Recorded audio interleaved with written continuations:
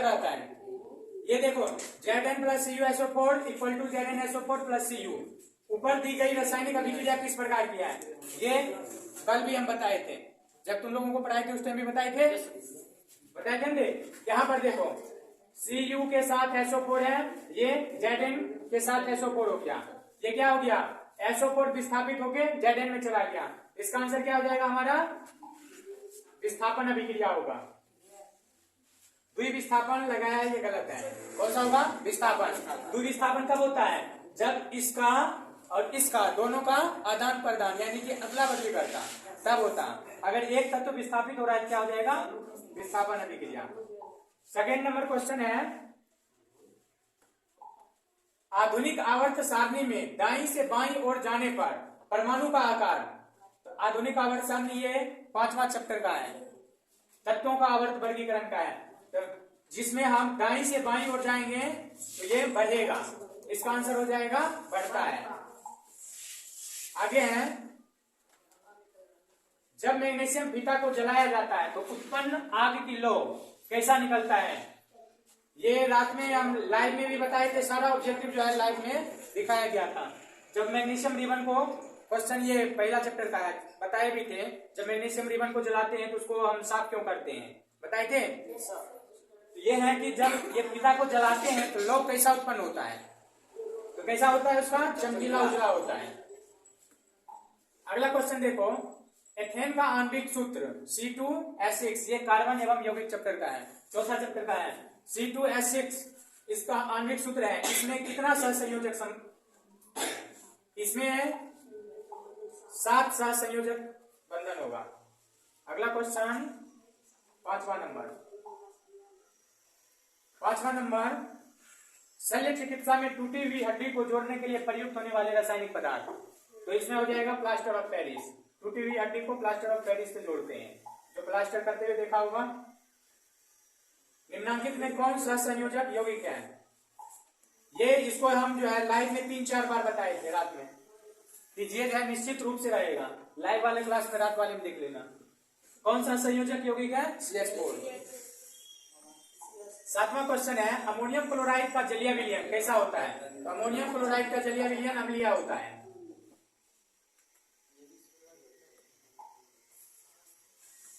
8वां question पे चलते हैं, निम्नांकित में कौन विद्युत का सुचालक है, तो सुचालक इसमें कौन सा है, ग्रेफाइट। मैग्नीशियम की परमाणु संख्या 12 है, तो इसकी संयोजकता क्या होगी, इसकी संयोजकता 2 होगी।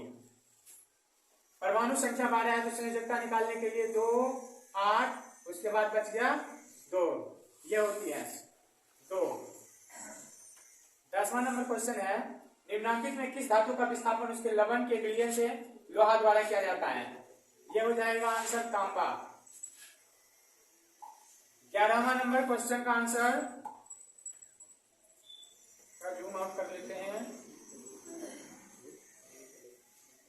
आगे ये रात में बताए, इसको भी 3-4 बार रिपीट किए हैं। एथिल अल्कोहल का व्यापारिक उत्पादन किस रासायनिक द्वारा किया जाता है। एथिल अल्कोहल का व्यापारिक उत्पादन उपचयन द्वारा करते हैं, क्योंकि इसमें ऑक्सीजन की मात्रा हम बढ़ाते हैं तब होता है। तो ऑक्सीजन की मात्रा किसमें बढ़ता है, उपचयन में बढ़ता है, इसीलिए ये इसका क्या हो जाएगा आंसर, उपचयन होगा। अगला है, कली चूना का रासायनिक सूत्र क्या है, ये बताए थे, बुझा हुआ चूना calcium oxide, calcium oxide CaO है, कली चूना को हम क्या बोलते हैं, CaO, ये होगा CaO। ये हो गया 13 number question.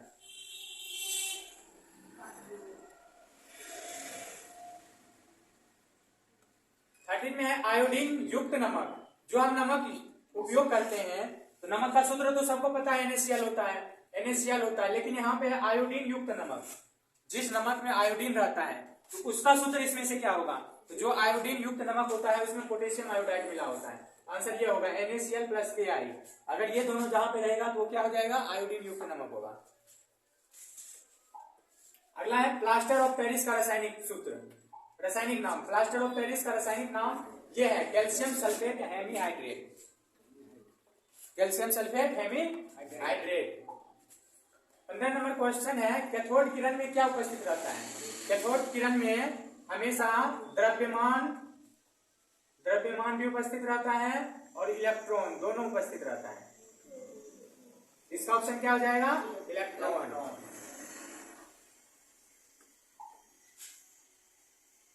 16 number,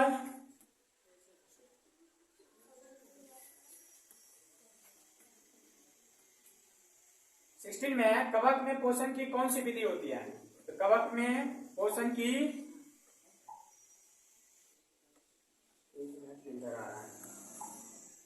milk of जीवी होती है। अगला है, निम्नलिखित में नर युग्मक कौन सा है? इसमें नर युग्मक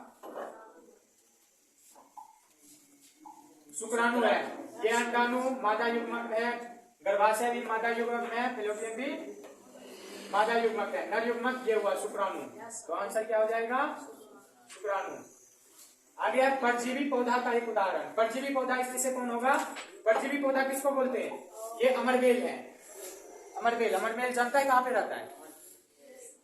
कहाँ पे? देखेगा पेड़ पौधे पे लगती वाला जो है, अपने मन से बिना जड़ वाला पौधा जो है लता जैसा हो जाता है, उसी को बोलते हैं अमरबेल।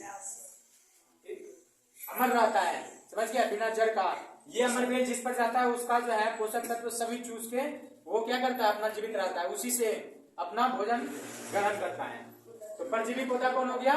अमरबेल हो गया। अगला 19वां नंबर क्वेश्चन,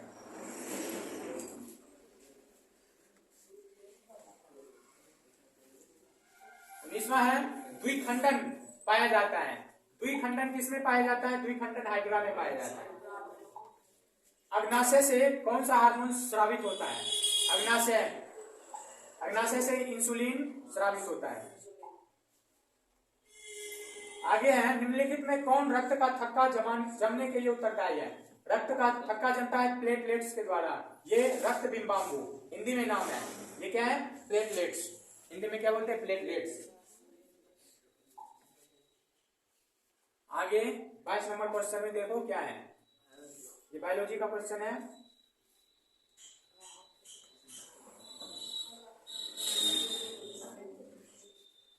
नंबर, इसमें सजीव जीवधारी द्वारा किस प्रकार की नाइट्रोजनी, इसका और हल्का इधर कर देते हैं, उत्सर्जन होता है। सजीव जीवधारी द्वारा किस प्रकार की नाइट्रोजनी पदार्थ का उत्सर्जन होता है? तो नाइट्रोजनी पदार्थ यूरिक अम्ल होता है। यूरिक अम्ल। आगे है, किशोरावस्था में होने वाले शारीरिक परिवर्तन का कारण। शारीरिक परिवर्तन का कारण इसमें टेस्टोस्टेरोन है। आगे है, शरीर का संतुलन बनाए रखता है। शरीर का संतुलन सेरिबेलम बनाता है। अगला क्वेश्चन 25,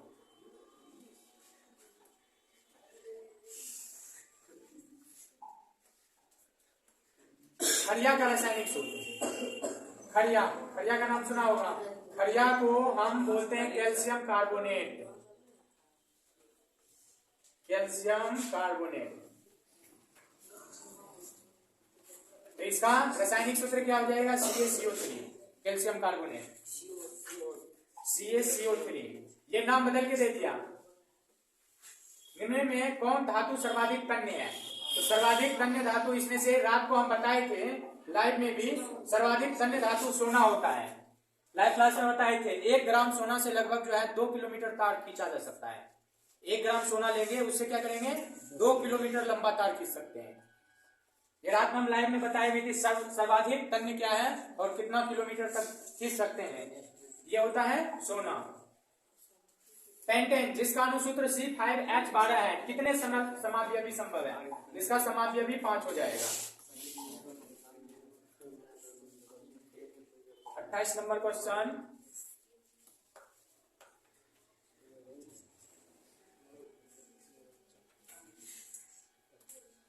आगे है, अभिक्रियाशील समूह CO को क्या कहते हैं?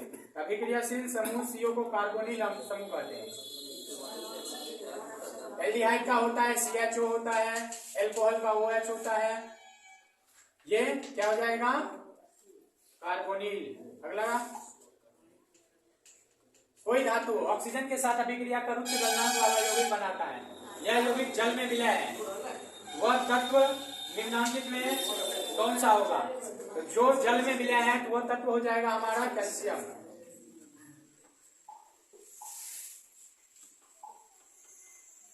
मालचाइट किस धातु का है? इसका ये कॉपर का होगा, तांबा का।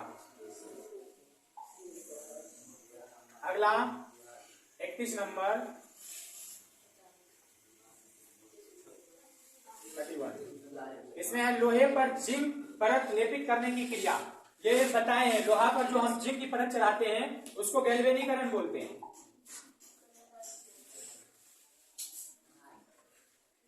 इधर गया?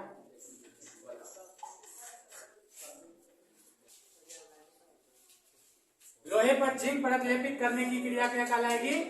गैल्वेनीकरण। सिरका में कौन सा अम्ल पाया जाता है? अम्ल क्षार और लवण वाला है, एसिटिक अम्ल सिरका में पाया जाता है। अगला है निकट दृष्टि दोष निम्नलिखित में किस लेंस के द्वारा हटाया जाता है? इसमें लगेगा हमारा निकट दृष्टि दोष में अवतल लेंस। कौन सा होगा? 34 नंबर क्वेश्चन। चलो देख लो इधर, नेत्र में प्रवेश करने वाली प्रकाश किरणों का अधिकांश अपवर्तन कहाँ पे होता है? देखो, नेत्र में जो प्रकाश जो प्रवेश करता है उसका अपवर्तन सबसे ज्यादा कहाँ पर होता है? अपवर्तन का मतलब क्या होता है बताए थे? तो क्या इसका होगा? दृष्टि पटल के बाहरी पृष्ठ पर। अगला निम्नलिखित में कौन लेंस की क्षमता का मात्रक है? लेंस की क्षमता का मात्रक यहाँ पे हो जाएगा डायोप्टर। आगे है मानव नेत्र में किस प्रकार की लेंस होती है? मानव नेत्र में उत्तल लेंस होती है। अगला 37 नंबर क्वेश्चन में है, हजामत के लिए किस दर्पण का उपयोग करते हैं? हजामत क्या होता है? दाढ़ी बनाने के लिए, शेविंग वाला सैलून में कौन सा होता है? अवतल दर्पण का उपयोग होता है। कौन सा दर्पण? अवतल दर्पण। आगे किसी वस्तु का अवतल दर्पण द्वारा बना प्रतिबिंब आभासी सीधा और वस्तु से बड़ा, अगर सीधा आभासी बड़ा बनता है तो दर्पण के ध्रुव और मुख्य फोकस के बीच रखते हैं। तो आंसर इसका डी हो जाएगा। अगला क्वेश्चन 39,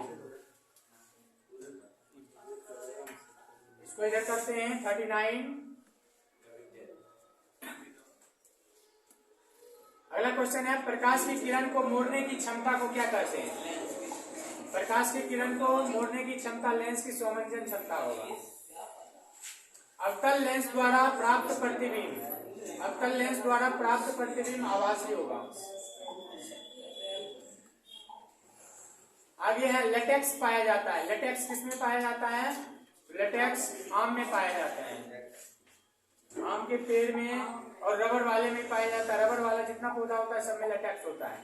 रबर वाला लेटेक्स क्या होता है? जो देखिएगा गम जैसा निकलते रहता है ना, हाँ उसी को बोलते हैं लेटेक्स। आम वाला में रहता है। गुलाब में देखा है?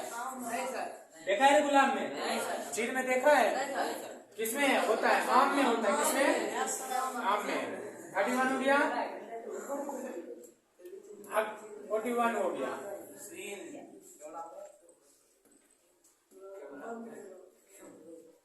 42,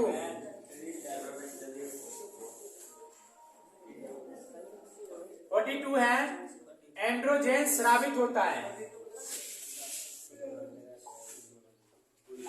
एंड्रोजेन स्रावित होता है वृषण द्वारा। क्या है? एंड्रोजेन इज सेपरेटेड बाय, नहीं ये गलत है, वृषण द्वारा नहीं होगा, ये गलत, अंडाशय द्वारा होगा, ओवेरी। एंड्रोजेन स्रावित होता है अंडाशय द्वारा। वर्तिका का भाग है, वर्तिका भाग है, ये भी ओवरी का है, अंडाशय का। अगला है ग्रहणी, ग्रहणी भाग है, ग्रहणी भाग होगा छोटी आंत का, छोटी आंत। 45,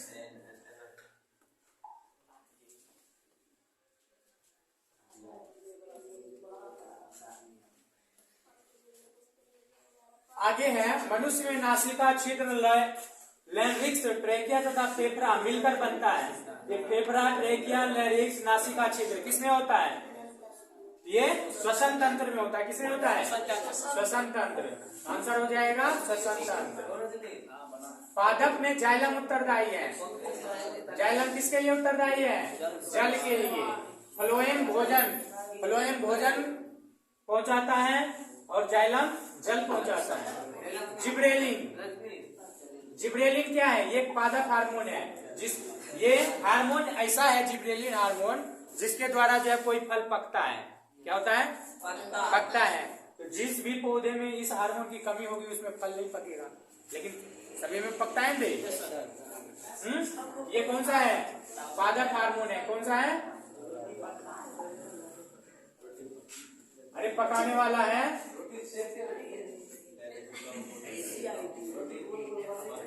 अगला क्वेश्चन 48। पत्तियों का मुरझाना किस पादप हार्मोन के कारण होता है? तो पत्तियों का मुरझाना एबीसीसी अम्ल द्वारा होता है। आगे देखो, फोकस दूरी 20 सेंटीमीटर है, अवतल दर्पण की वक्रता त्रिज्या क्या होगी? ये बताए हैं। फोकस दूरी F = R/2। त्रिज्या पूछ रहा है, तो R = क्या हो जाएगा? 2F, यानी कि 2 × 20 क्या हो जाएगा? 40 सेंटीमीटर। ये आंसर। अगला है 50 नंबर का क्वेश्चन। कांच की एक समांतर पट्टिका पर श्वेत किरण तिरछी आपतित होती है, तो निम्नलिखित में प्रथम आवर्तन का कौन सा घटित होगा? तो प्रथम आवर्तन इसमें विचलन होगा। आगे घरेलू विद्युत परिपथ में उदासीन तार का रंग। जो उदासीन तार होता है, न्यूट्रल वायर, उसका रंग काला होता है। आगे विद्युत युक्ति में विभक्त वलय दिक् परिवर्तक का कार्य करता है। दिक् परिवर्तक का कार्य इसमें करेगा विद्युत मोटर। 53 क्वेश्चन।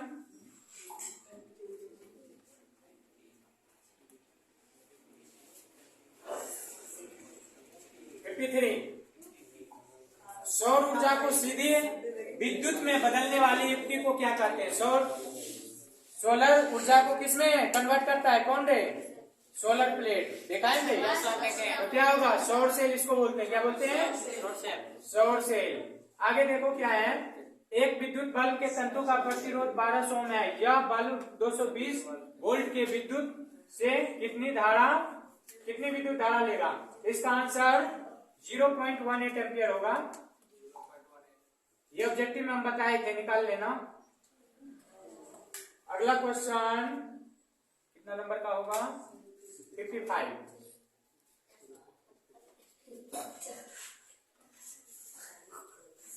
जल्दी जल्दी समाप्त करना है।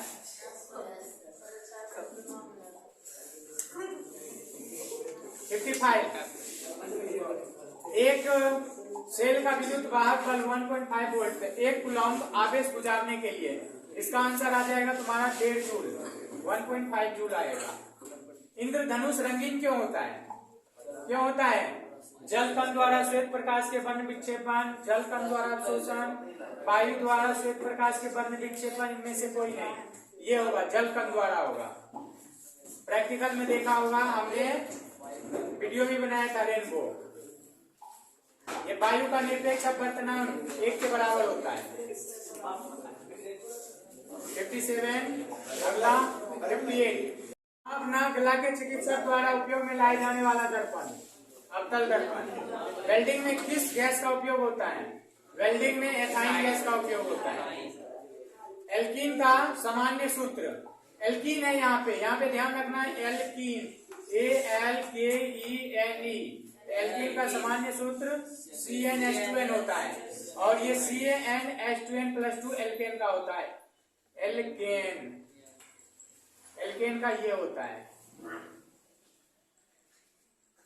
अगला 61।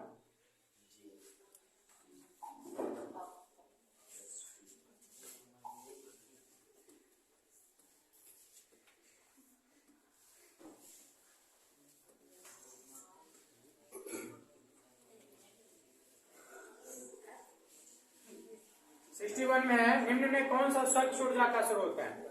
इनमें से स्वच्छ ऊर्जा का स्रोत क्या होगा? कोयला होगा या लकड़ी होगा या प्राकृतिक गैस होगा या इनमें से सभी होगा? स्वच्छ ऊर्जा, क्लीन एनर्जी सोर्स, स्वच्छ ऊर्जा तो इसमें से प्राकृतिक गैस होगा।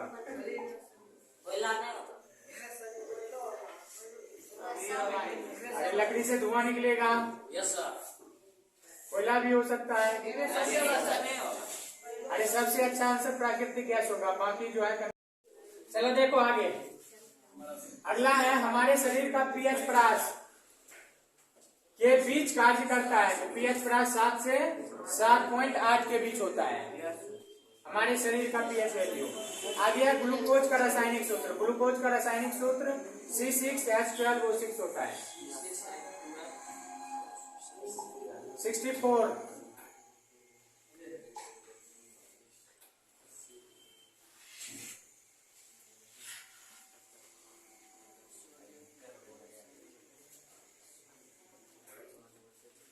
अगला है सोडियम का परमाणु संख्या। सोडियम का परमाणु संख्या क्या होता है? 11। ये बनाने से पहले ही हम दिखा दिए थे सबका परमाणु संख्या परमाणु द्रव्यमान। तो सोडियम का परमाणु संख्या 11। अब देखो आगे, जीन शब्द किसने प्रस्तुत किया? जीन शब्द जॉनसन ने प्रस्तुत किया था। आगे है निम्नलिखित में किसमें द्विखंडन नहीं होता है? इसमें द्विखंडन इष्ट में नहीं होता है, बाकी सब में द्विखंडन होता है।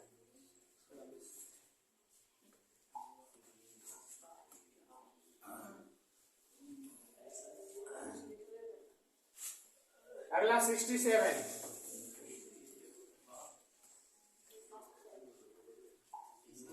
परागकण निम्न में से किसके अंदर बनता है? ये परागकोश के अंदर बनता है। आगे रुधिर चाप नियंत्रित होता है। रुधिर चाप किसके द्वारा नियंत्रित होता है? ये एड्रिनल द्वारा ये होगा रुधिर चाप। कौन सी बीमारी श्वसन तंत्र से संबंधित है? तो बीमारी जो है श्वसन तंत्र से मधुमेह, निमोनिया, मलेरिया। कौन सा होगा? मलेरिया। मलेरिया मच्छर के काटने से होता है। निमोनिया, निमोनिया होगा। कितना नंबर हो गया क्वेश्चन? 69 तक हो गया। अगला 70।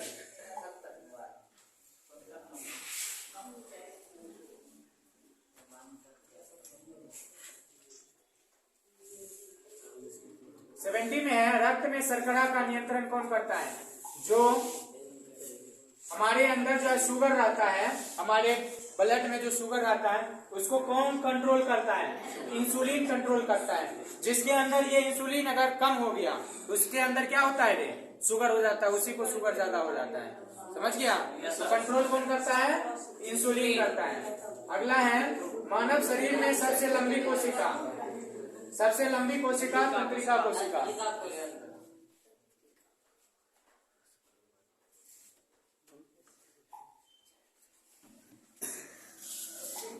मुख गुहा में आहार का कौन सा भाग का पाचन होता है? तो कार्बोहाइड्रेट का होता है। 72 हो गया। 73 पे चलते हैं।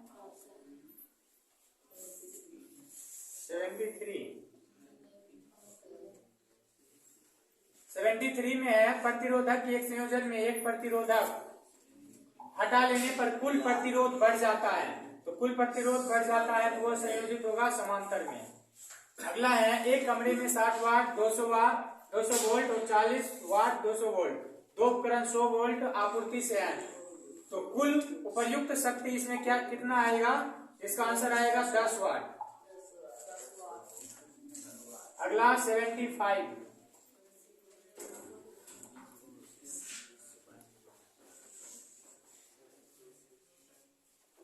75 में देखते हैं क्या निम्नलिखित में कौन विद्युत परिपथ में विद्युत शक्ति को निरूपित करता है? तो विद्युत शक्ति को निरूपित करता है P = VI भी है, P = VI, I = V/R, यानी कि V²/R।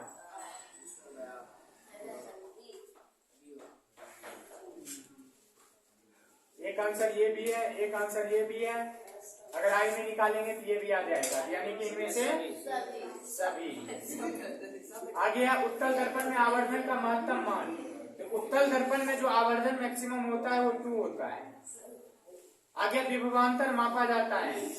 देखो ए मीटर द्वारा, वोल्ट मीटर द्वारा, वोल्टा मीटर द्वारा, इनमें से सभी। अगर कोई ध्यान नहीं देगा तो ये वोल्टा मीटर लगा देगा। वोल्ट मीटर द्वारा होता है, ध्यान से पढ़ पढ़ के करना है। अगला क्वेश्चन 78।